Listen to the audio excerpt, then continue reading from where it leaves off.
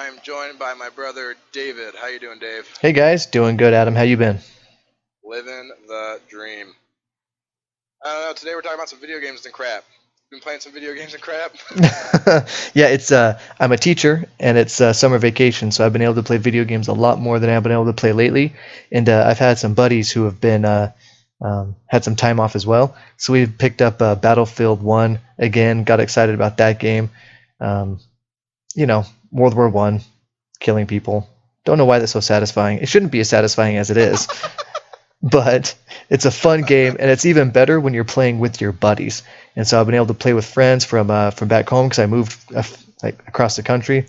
So it's been fun to reconnect with them and play that game again. And Battlefield 5 is coming out, which is, like I've been saying all along, not publicly, which would have made this cooler, but I've been telling people for a while that DICE is doing this whole they come up with Battlefront for Star Wars, which leads into Battlefield 1, which led into Battlefront 2, which is now leading to Battlefield 5, and they're just kind of piggybacking off of these games almost like they're all like beta tests. You know what I mean? So anyway, but we're all excited about that game, and that's what I've been into lately.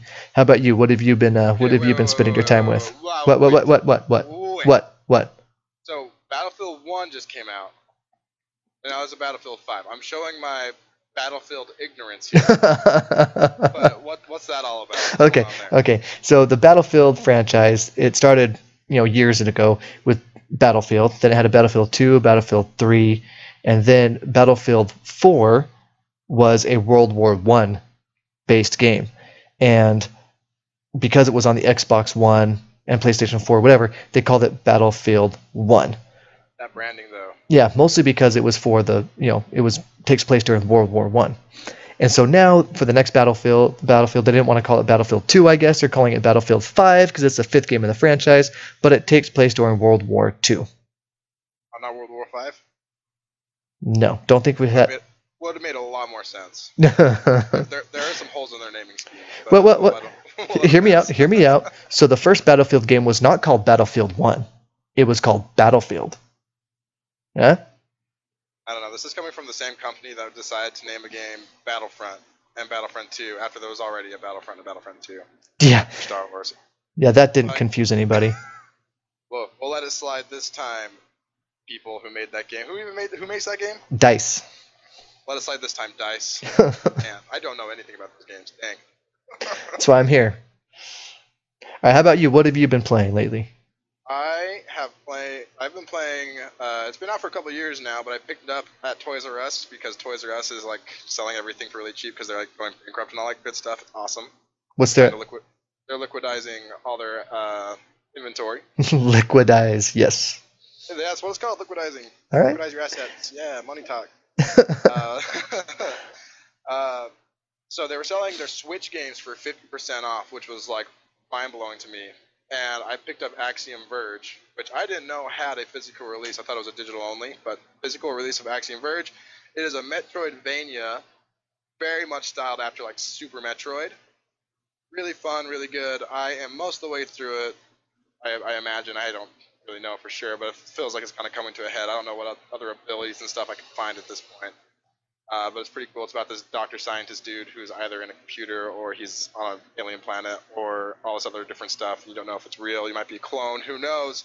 It's pretty mind-blowing. It's actually a lot of fun. And they might go Mario 2 on you, and he could wake up and it could all be a dream, which is always satisfying. Man, okay. Tangent. I hate that in video games.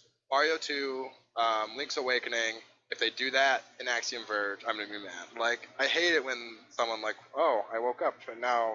Oh, what didn't happen?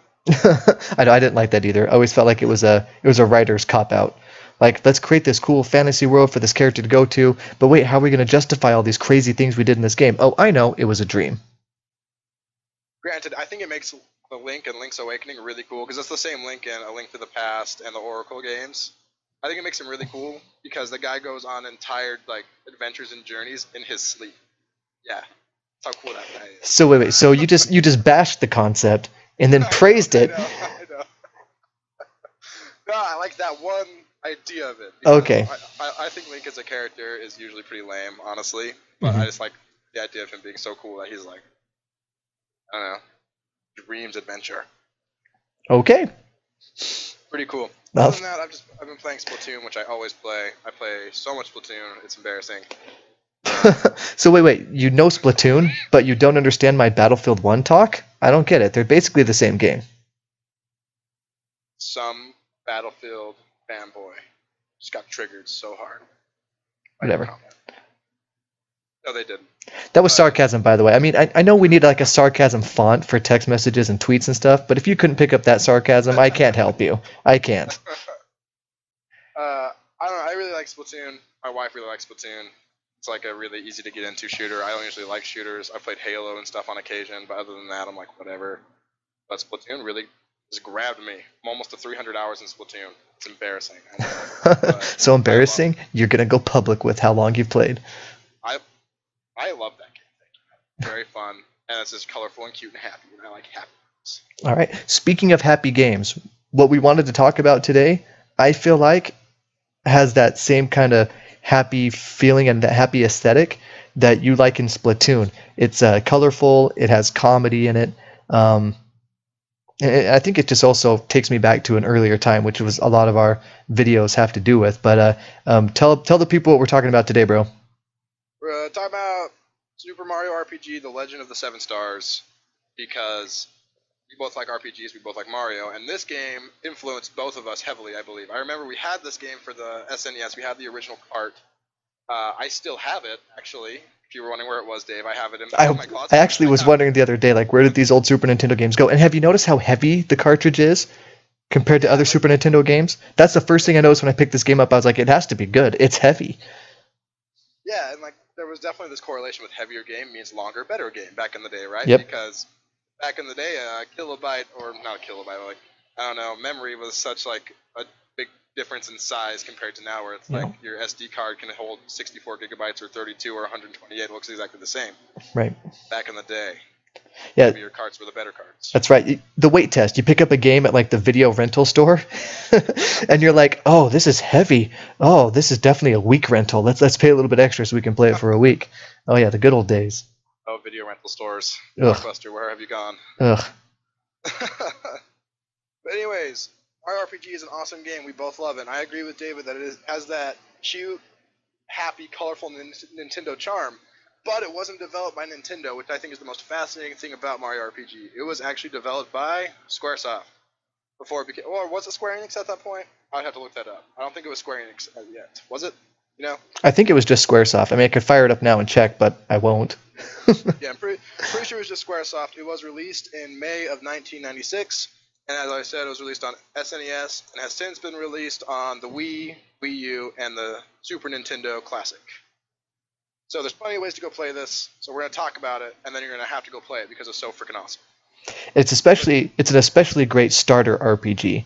Like if you haven't really played a lot of RPGs and are like kind of reluctant to get into these crazy big RPGs that everyone talks about, like Final Fantasy VII and those other really long plays, if you just want to see if RPGs are a genre for you, especially JRPGs, Super Mario RPG is a great one to get into because it's simple enough that you can understand it right off the bat, but there's enough to do and there's enough going on that it isn't too simple to bore you. You know what I mean?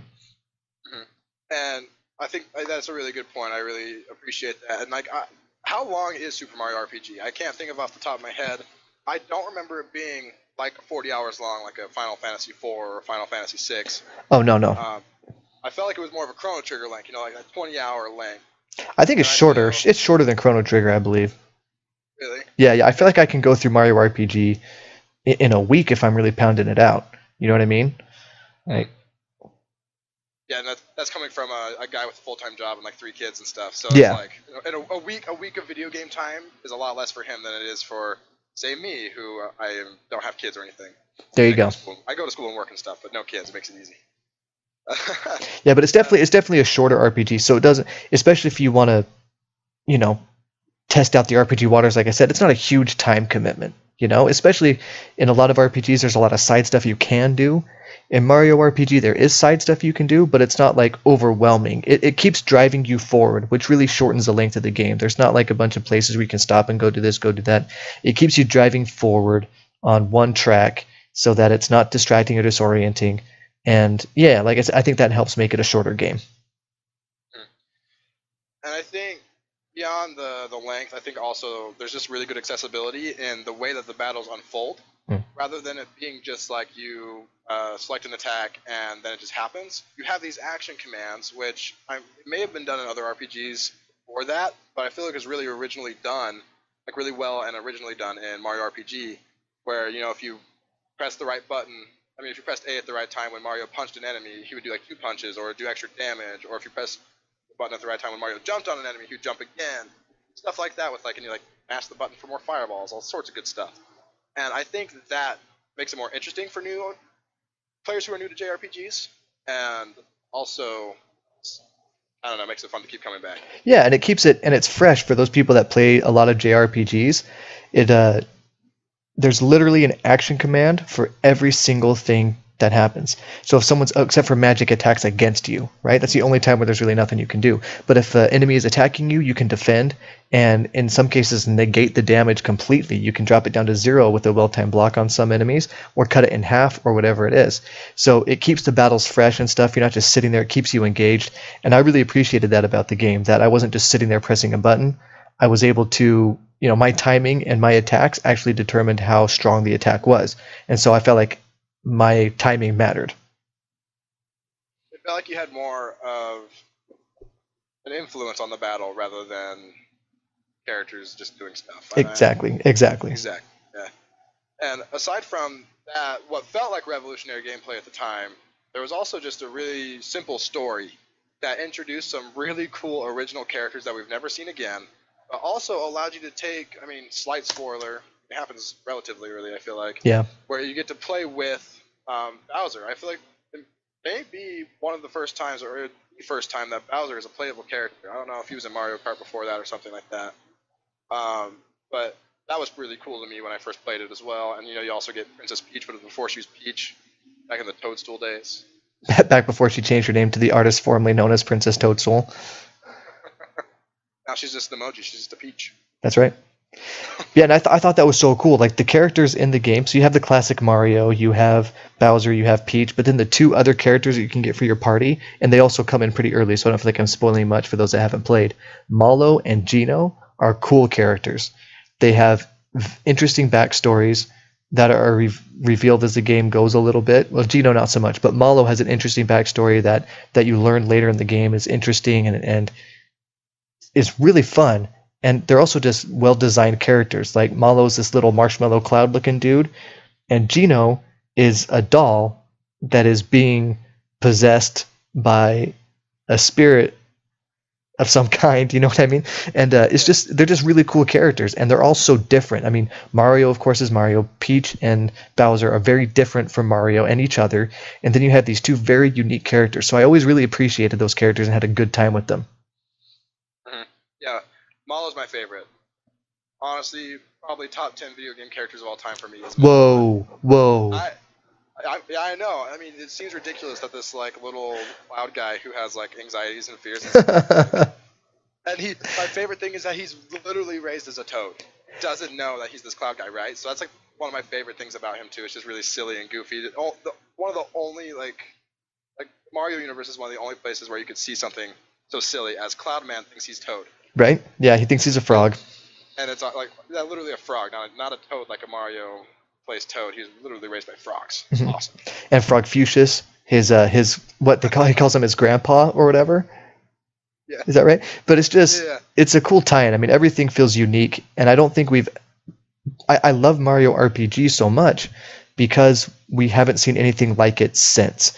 I mean, they've kind of had other RPG style games in the Mario franchise, but there hasn't been another Mario RPG. It's so unique. So I feel like if you're a fan of Mario, if you're a fan of RPGs, you really ought to pick it up because it's such a unique experience. But I feel like there's two separate series that I feel like are close but not quite there.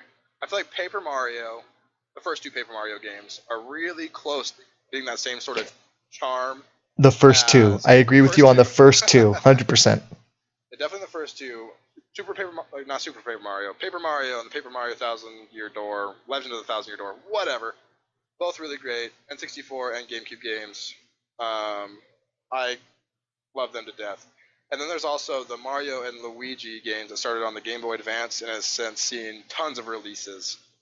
Um, and they both have their own take on the action timing, button pressing to add damage or to avoid damage in battle kind of techniques and stuff, and also like on partner systems and whatever it changes. But you can tell that those games were heavily influenced by Mario RPG.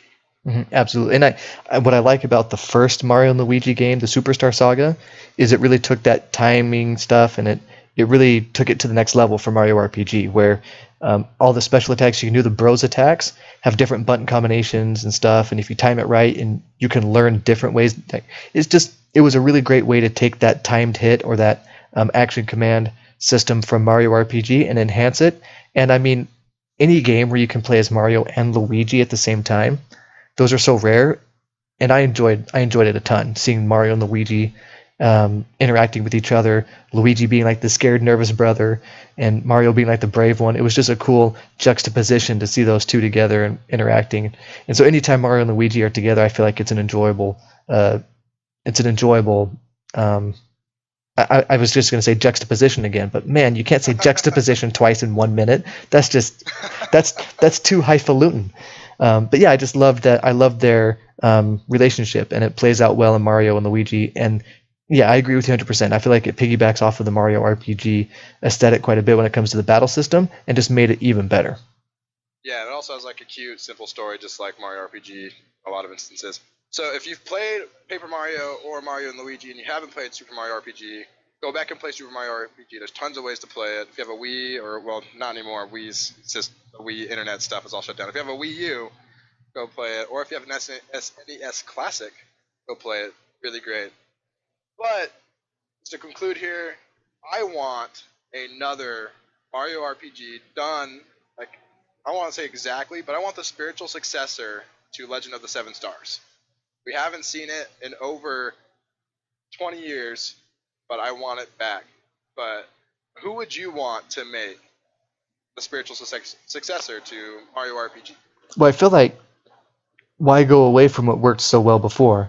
Do you want like Square Enix to pick it up? That's what I would want, right? I mean, it works so well, and what I like about what they did is they took very simple Mario concepts. Like, the weapons were very simple. You can punch dudes, like in the Nintendo 64 one. You just punch dudes. You have hammers, which is a Mario classic.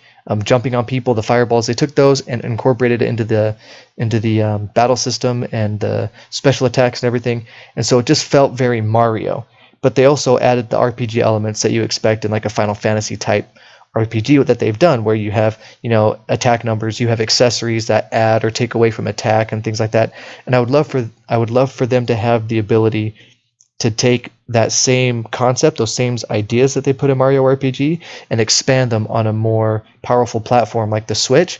Because in Mario RPG, you can only go up to level 30, and like the highest HP you can get is like 255 or something like that.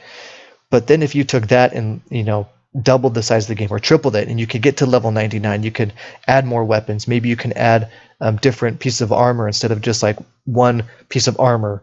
And I don't know, it would be a lot of fun to take that same. I mean, I would be fine if they took that exact same concept that they had for Mario RPG, a lot of the same concepts, and just expanded them, because I enjoyed it so much. You know what I mean? So I think Square Enix would be a good developer to make another Mario RPG.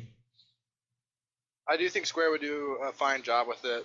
I just worry that they would, with their recent track record, not do what you would want with it. I mean, they have games coming out.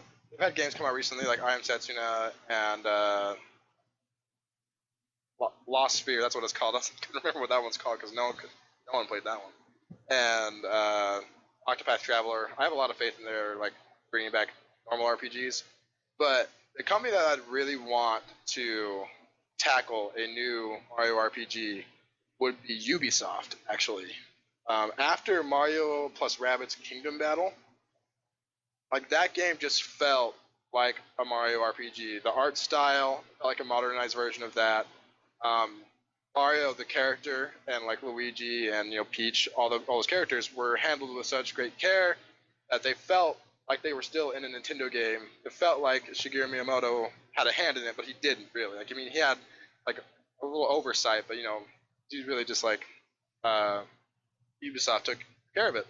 I think they could do a really good job with Mario RPG if they use that same art style, that same kind of levity, that same jovial, fun story, and yeah, that's who I want to tackle Mario RPG. I don't know if it'll happen. I just really hope that it does. Right, and at the risk of going long here, would you want a new Mario RPG game to incorporate more of the action style RPGs that have been going on lately, or would you rather it still be the same kind of turn-based classic JRPG? So do you mean like Final Fantasy 15 kind of thing, or like Kingdom Hearts? Yeah. No, I don't. I don't want that. I mean, we get enough of that. I mean, you get enough of that. Mario is already an action game. I want Mario RPG. I want it back to the basics. What about yourself? There's plenty of other games that I go to for action, right? But I would want an RPG, especially a Mario RPG, to be that classic turn-based, be more strategic, find the right weapons and armor, and I'd rather have it be that classic RPG style for sure.